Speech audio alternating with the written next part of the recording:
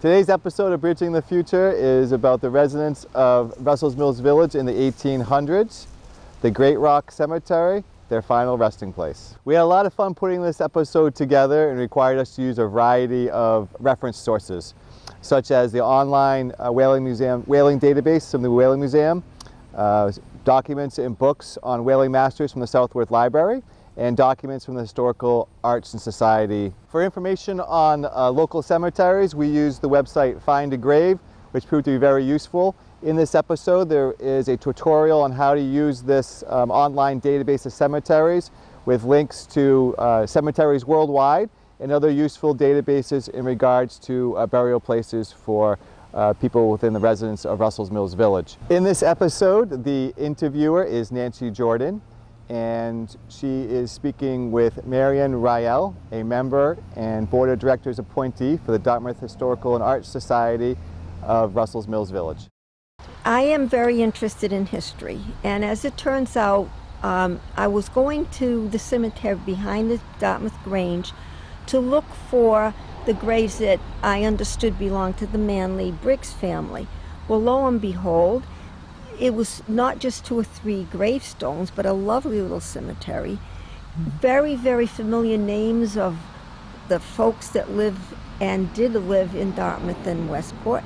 And we would love to have you tell us about some of these people and any interesting stories that you have known about them. Would you do that? Sure. I'm going to say, I didn't know the cemetery was there until about maybe 4 years ago. On Find a Grave, I happened to come across it and said, "What's this?" And I grew up in this area. This was my library here. Oh, and yes. Been at the Grange a number of times. And it was the best kept secret. So I decided, well, maybe I'll do a tour of it. And I went back there and started looking at the stones and and started looking up the people. And I did the history of the cemetery, and it was across the street here is the second Christian church. Oh, yes. And that was built around 1832. And it was not too long after that they bought the land, and they bought it from a Daniel Baker. And Daniel Baker was a whaling captain. Oh. And he lived on the corner of Russell's Mills and Fisher Road. He was on a number of ships. Yes. And at least one of them was out of Dartmouth. The thing about Great Rock is back in the early days they had a platform on top, and they could see down the Slocum River and watch the ships come in. How exciting. And in the 1840s there was a storm. They think it might have been a hurricane because it did a lot of damage in the whole area. And it blew the observation deck down into the cemetery. Daniel Macumber, and he lived in a house on the corner of Rockadundy Road and Russell's Mills. Yes. And he was born up on Fisher Road at the end of Gidley Road. Oh. And when he got in his early 30s, he bought the land down here and built his house. Mm-hmm. And then he's the one that sold a piece of his land to the church. Oh, I see. To build a church. Yeah. And his family is in lot number 1. Oh, you knew that for a fact. How Yeah. interesting. Yes. Well, going through all the deeds, I found a couple of plots of where all the lots were. And it had been the Children's Museum when I was a child. I see. And before that, it was a puppet theater. Yeah. So And much has evolved here, hasn't Yes. it? Now, is there a caretaker of the cemetery? Do you know? We've never found any. No. But when you go into the cemetery and you see the way it's laid out, and when you see the sunlight coming through the trees, it's so serene. Mm-hmm. It's just a special place. Yeah. There's 2 Howland families. There are? Yeah. Well, Pardon Howland, his family came from a lane off of Hicksbridge Road in Westport. The other Howland was Frederick Howland. He was a ship captain, a whaling captain. And he was on the Nye. He owned part of the Nye. It's NYE, the whaling ship. he and Daniel Macumber, Daniel Macumber owned 1/32nd, and Frederick owned 2/32 of it. And the nye ended up being destroyed by the Alabama during the Civil War. Really? In the Atlantic. That's interesting. Yeah. Tell us more about what a wheelwright is and who these people might have been that were wheelwrights. Okay, well, a wheelwright, there is a stone right out front here, was what they used to make the wheels. So they'd lay the spokes on the stone, and then they'd put a band around them Yes. to hold them together. And Daniel Macumber was a wheelwright. He was also a carriage maker. And there was another man, Samuel Reed, who came from Newport, and that was his profession too. I think he lived up on Slate's Corner Road. And his grave is behind the Grange. It's not up with the rest of them. Oh, I see. So when I found his death certificate, it said that he had committed suicide.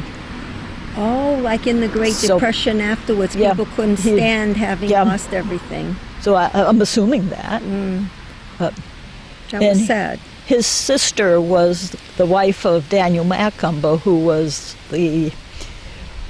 might say at this point, they were the owner of the cemetery. Oh, I see. And Daniel had already passed away, so I guess his wife let him be buried. Oh, Her brother be buried in the cemetery, but he couldn't be buried with the rest of the people. Oh. So he's buried off to the side. I guess it was in the late 1830s, the town of Dartmouth bought the piece of land. I see. And they built a school there. So there was a school, that was the school before this one was built in 1871. When the town of Dartmouth sold the land. Well, there was one man, Rodney Durfee, who was buried in the cemetery, and I was going through deeds, and he had bought a piece of land, a couple of acres, and the next week he was dead. Oh my goodness! So I looked up, what he died from, and he got lockjaw. His wife's buried next to him, and on the other side of the wife is her second husband. Oh, I see. And he was a neighbor. We're going back to the whaling. It was Alden Potter, who grew up on Chase Road, where the DNRT have their headquarters. Oh, yes. And he became a whaling captain, and he married Macumber's daughter. He married her, so they got married, and he went off on a cruise for like, 3 or 4 years, and she had a little boy, and he died from, they called it dropsy on the brain. He was just like 6, 7 months old or something when he died. So he's buried in the cemetery. So then when Alden came back for a short time, and then he went off again, and on that cruise was during the Civil War. The ship he was on, they were up off the Bering Straits, and he hit an iceberg. Oh, really? And started taking on water. So he signaled that he needed help. So the whaling fleet in the area that saw us, they all came over, and there were like maybe 12 of the boats all together. And they checked it out, and they said, no, this isn't salvageable. So what they did was they had an auction, and they auctioned off all the equipment that they could. And when they finished the auction, they saw some smoke, and they said, oh, a steamer's coming. Oh, this will be good, because you'll be able to take your crew back to port. So when the ship arrived, it was the Shenandoah. Really? Confederate, right after the end of the Civil War. Uh-huh. And the captain says, okay, we've got you. And they said, but the Civil War is over. Oh, and they didn't know it. And he would not believe them. So they took all the crews off of all the ships and put them on, I think it was like 2 other ships. And they gave them safe passage so that they all could come home. Yeah, come home. And they burned all the rest of the ships. So in the Macumber family, it was like all the girls and the son, because Daniel had a son, Daniel, too, and they all died from TB. Oh, see, there's And another reason. The one that didn't get TB got cancer, and she died. Oh, glory be. Yeah, so, and the wife didn't. Mm-hmm. She lived to, I guess she was in her 90s, or that. She lived a long life. Yeah. Okay, they're asking about Frederick S. Howland. His father was Joshua Howland, and his grandfather was also Joshua Howland. And he married Almy R. Russell. Her father, William Russell, lived next door to Joshua Howland house. So I presume that's how they met. And that exists today, doesn't it? yeah, the house is still there. Yeah. When he was 36 years old, he was the first mate on the Bach 9. Then from 58 to 61, Frederick was the master of the Rossius, and then he was on the Calico, and then the Henry Tabor. I'll say in 1850, as a captain, he was doing quite well. He died in 1868 from stomach cancer at the age of 51. In those days, they put the year, the month, and the day. Isn't right. that interesting? Yep, I think it was Willard Slocum. I think it was around 1870. The census said he had lost a leg. And I was going through old newspapers, and there was somebody by that name, and said he was out in his field trying to dig around a rock or something and move the rock, and it fell on his leg and crushed him. Oh. And he had been there for a few hours before somebody found him, and they didn't know if he was going to make it. There was William B. Mason, who was a doctor, and he bought the house where where Frederick Howland had grown up. So he lived there, and he died around 56. He's buried at Apponeganset Cemetery. And his son, Francis, then became the doctor, and he's buried at Great Rock Cemetery. What's interesting about Francis Mason is that, well, his father was the doctor in all the census. He was listed as the farmer. Oh. And after his father died, he got married. And then he became the doctor. Oh, my goodness. So he probably helped his father. He must have learned the trade from his dad. Yeah, he learned it from his dad, but he wasn't counted as the doctor up to that point. It was kind of... Yeah. And he and his wife are buried in Great Rock Cemetery. So his wife was Elizabeth, and she was the daughter of Samuel Reed, who was the wheelwright, one of the wheelwrights. I've done research on the land deeds, and that's quite interesting because I found the deed for this piece of land. Oh, yes. And when the town bought it from George Kirby, who owned the Witsalderbrook Farm. Oh, yes. And that was in 1871. And the school was built then, and it was a school until 1914.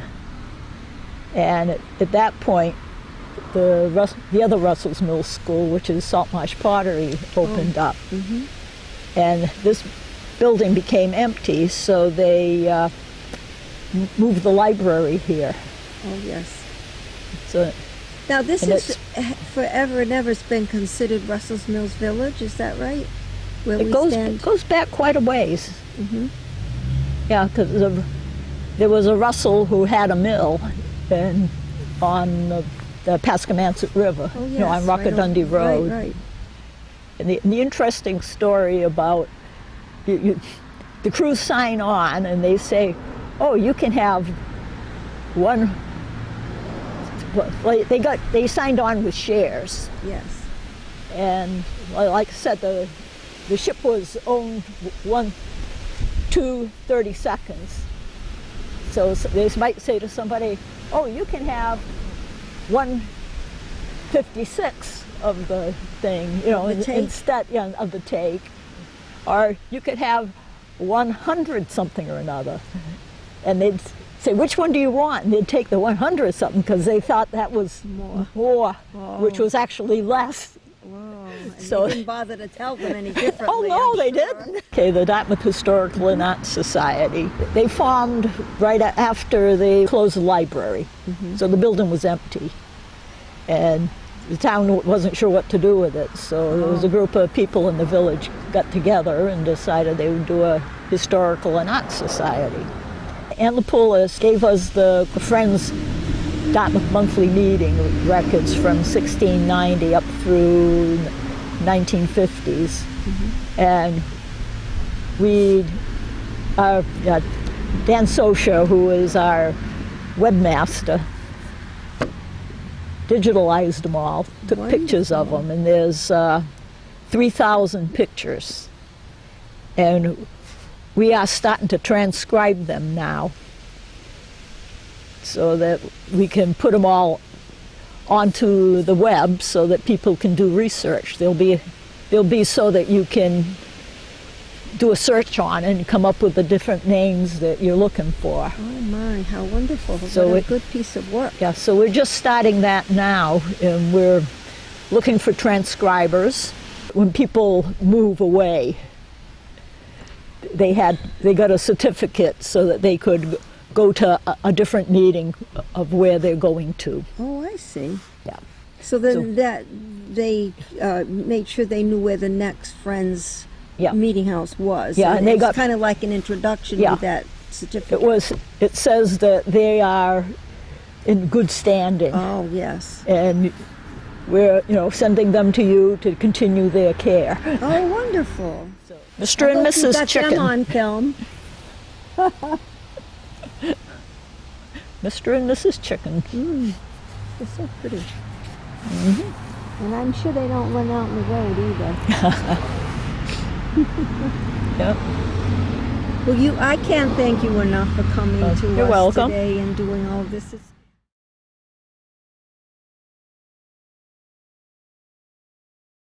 Findagrave.com was a very useful online database. It allowed us to link and see the various grave markers in both cemeteries, which were of interest to us. To use Find a Grave, there are several ways of entering the database. You can enter it through memorials, cemeteries, or you can search for famous people and where they're buried. We'll enter this using cemeteries. When you enter in cemeteries in the top menu, you will be able to scroll down and find a location where that cemetery is. We can browse by location. You can see cemeteries all around the world. In fact, there are thousands of cemeteries in this database. We are going to look at a map of our local area. We'll enter in the location. Dartmouth, Massachusetts. And you'll see if we scroll down that there are many cemeteries in the area. Most of them are small farm cemeteries. We can expand more, get street locations, and if we expand even further, we'll get the name of the cemeteries. The cemetery of interest for us is the Great Rock Cemetery. I'll click on that and then click on the name Great Rock Cemetery. Here you'll see a page which has the Great Rock Cemetery photograph. And if we scroll down, you can find the gravestone of somebody in the cemetery if you know their first name and last name. You will also get information about the location and any other references or databases which were useful in compiling this database. We can go back up here and click on memorials. That's the way you're able to see pictures of either people or their gravestones who were buried in the cemetery. If we are interested in a particular person, let's scroll down and choose somebody. We'll look at Rodney Durfee, for example. We can click on that name, and information about the birth, death, and burial of the person will come up. You'll also get some information about the family. You'll see gravestones of the family, and we can click on one of the children, and you'll find that you'll pop up and see the cemetery in which that person is buried. You'll also be able to scroll down and see their family members and their children, their siblings, their parents. In this case, obviously, Rodney Durfee was the parent, and their children. If we keep on clicking down, we can follow the family line, and we can keep on clicking further and basically see the entire family association. What's noteworthy is that this database will cross-link you to several cemeteries, not just the one you started off in. Here, we're already in the South Dartmouth Cemetery. And if we click on photos, you'll be able to see the photographs which help document this person. Many of these have either photographs of the person themselves, or lots of them have death certificates. You can also go back, retrace your steps, go back to the original place where you started. And in this cemetery, the Great Rock Cemetery, we can look at other people we were interested in. Here, for example, is Almy Holland. We see her gravestone, we see her death certificate, and we know who her parents were and her spouse. Well, her husband was Frederick S. Holland, one of the topics of this program. We can click on his name, and we'll get information about his birth, death, his parents, his children. And if you want to explore more, you can explore with some links, which are sponsored by Ancestry.com. Basically, these are links to Ancestry and their databases. So we've seen how to use the memorials. We've seen how to use the cemeteries. One of the interesting things would be to find out the burial place of a famous person. So we can click on famous.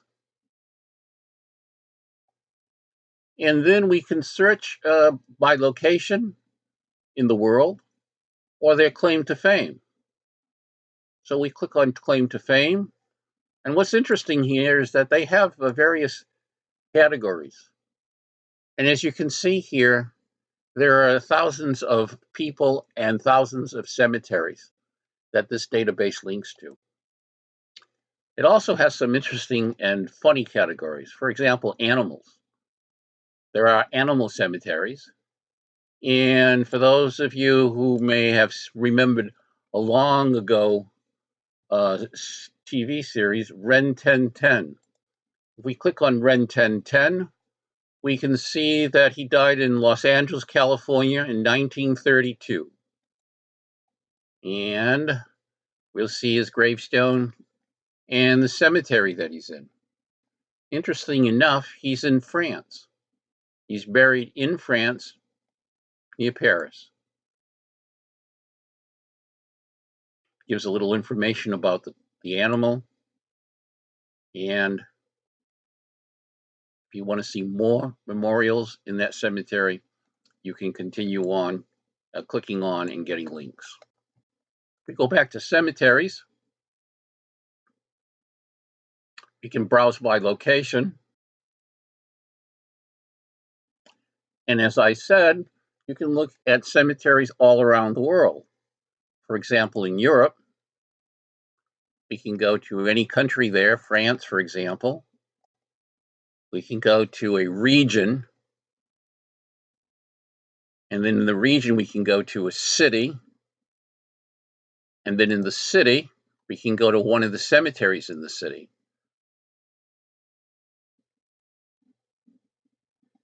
In this cemetery, there are many famous people buried. We'll just put one, search for that person, locate that person's grave, picture appears, information about the birth, death, information about claim to fame, the family members, and pictures in the cemetery. So there are many ways of entering the database, many things that you can find out in the database, but it also it offers you a method of doing an ancestry search, and it also answers any questions you may have when walking through a local cemetery if you see an interesting gravestone. So that's a quick summary of the use of Find a Grave database.